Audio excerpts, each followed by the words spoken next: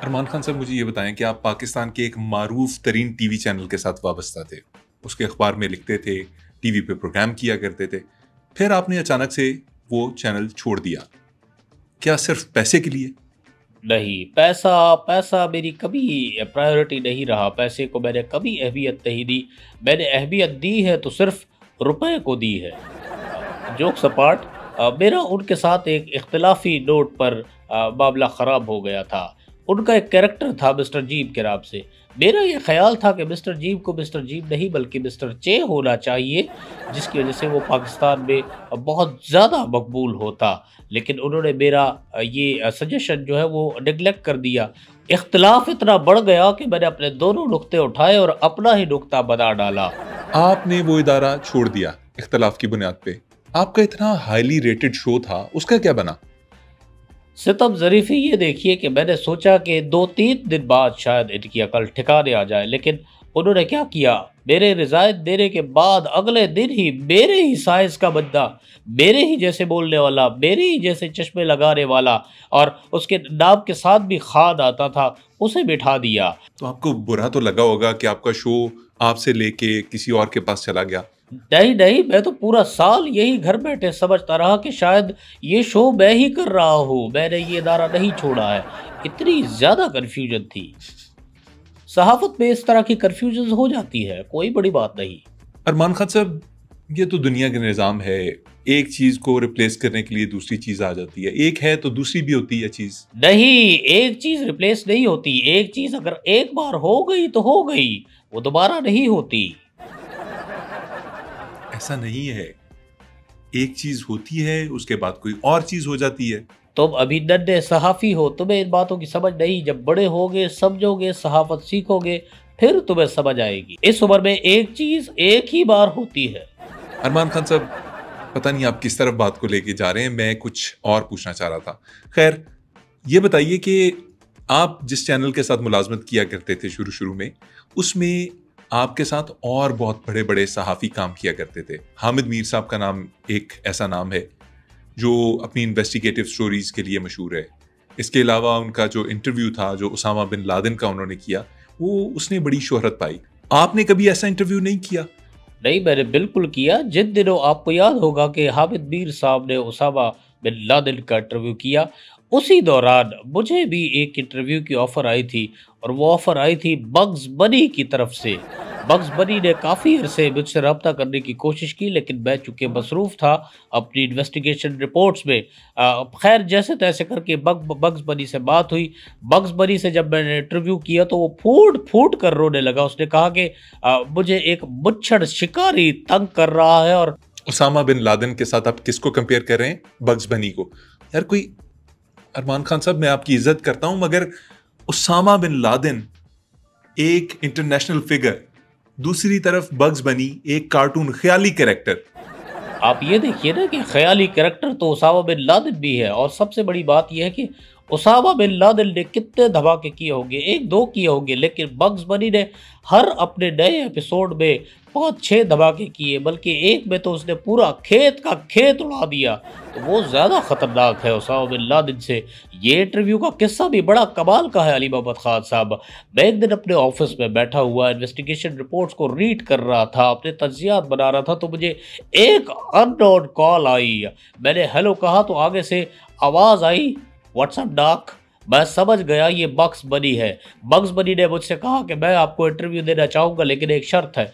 मेरे इलाके में बड़ा ख़तरनाक मामला चल रहा है, आपको भेस बदल कर आना होगा। मैंने जनाब ट्वीटी का भेस बदला और बग्स बनी के पास पहुंच गया, लेकिन रास्ते में दुश्वारियां भी थी। ये नहीं कि वो इंटरव्यू आसान था। हामिद मीर साहब के लिए तो सारे मामला सेटअप पहले से तैयार थे, कोई मुश्किलात नहीं हुई। उन्होंने आसानी से इंटरव्यू कंडक्ट कर लिया, लेकिन मुझे बड़ी मुश्किलात फेस करनी पड़ी। मेरे पीछे 2 काले बिल्ले लग गए थे।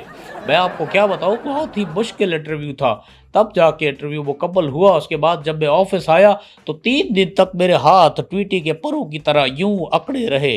3 दिन बाद जाके वो हाथ ठीक हुए। तो ये होती है इन्वेस्टिगेशन रिपोर्ट और इस तरह की खतरनाक इंटरव्यू। आप क्या समझते हैं, ये कहाँ संभल हुआ इंटरव्यू है लिया क्या? आपने? हामिद साहब का इंटरव्यू दुनिया के लिए मौजूद है, देखने के लिए चला चैनल्स के ऊपर।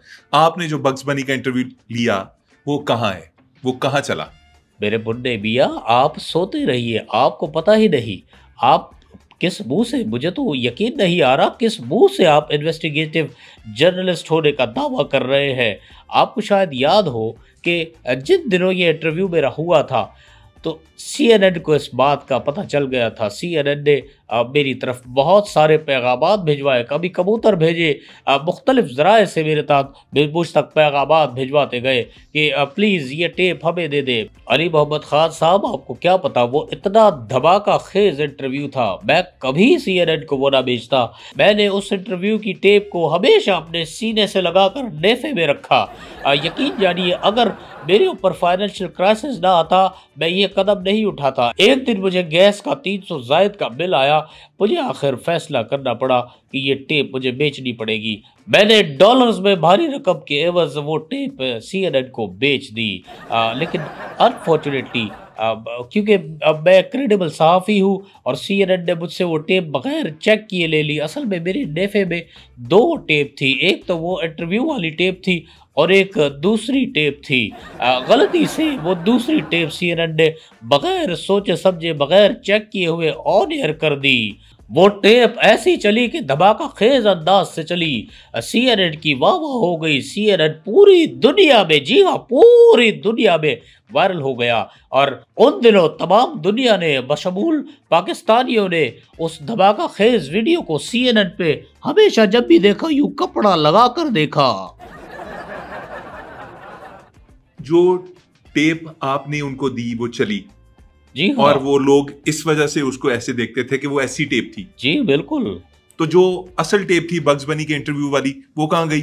उसमें मैंने पाकिस्तान का शाहकार ड्रामा धुआं रिकॉर्ड करवा लिया था। जी हाँ, जिसमें वो गाना था, एस तो नाना दुखदा कोई, एस तो नाना दुखदा कोई, यार ना बिछड़े किससे ना प्यार ना बिछड़े। खान साहब आप सो रहे हैं? अरमान खान साहब, दिल की तन्हाई को आवाज बना लेते हैं, दर्द जब हद से गुजरता है तो गा लेते हैं। बरसात के मौसम में तन्हाई के आलम में मैं तुझको भगा लाया तेरे घर से, तेरे बाप के डर से, तेरे बाप के डर से। जी हाँ। ये क्या है? ये क्या है? ये तो गाना भी नहीं है कोई, ये मिक्स कर दिया आपने सारे कुछ गाने। नहीं, ये कुछ मेरे ख्याल से मुझे लगता है कि अच्छा यादें गड़बड़ हो गई है, कोई बड़ी बात नहीं। आप अपनी यादों के अंदर से जर्नलिज्म के कोई वाकयात सुना सकते हैं हमें? आपको जर्नलिज्म पे बात करने के लिए बुलाया था। बताइए, आप बड़े सहाफ़ी कैसे बने? मतलब आपको बड़ा सहाफ़ी क्यों समझे हम? मोहम्मद अली खान साहब, शायद मैं दुनिया का वो वाहिद रिपोर्टर हूँ जिसे ये एजाज़ हासिल है कि उसने तने तनहा अमेज़न के जंगलात में पहली बार, जी हाँ ये क्रेडिट सिर्फ मेरे हिस्से में आया, पहली बार मैंने किसी एनाकोंडा के मुंह के आगे माइक रखकर उससे लचकदार होने का सवाल किया है। ये एजाज़ सिर्फ इस नाचीज़ को हासिल है।